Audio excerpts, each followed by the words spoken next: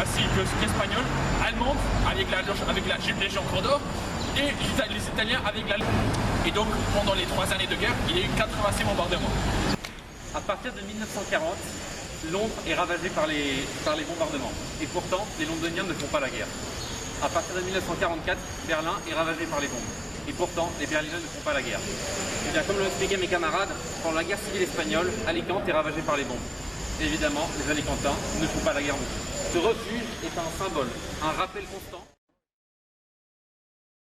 On dit que les Italiens ont lancé 90 bombes sur le marché, et cela à l'heure de pointe. Il y avait beaucoup de monde et les alarmes n'ont pas sonné. Certaines personnes disent que c'était sanglant et qu'il y avait des corps partout. Il y aurait eu tellement de victimes que les hôpitaux auraient été saturés. Mon grand-père était ici lors du bombardement.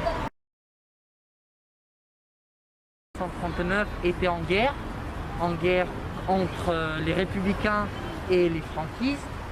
Et 1939, la guerre d'Espagne allait bientôt finir. Donc, les réfugiés républicains qui venaient depuis toute l'Espagne à Alicante, une des dernières provinces républicaines avant d'être prise par les franquistes, se réfugient ici et donc essayent d'échapper.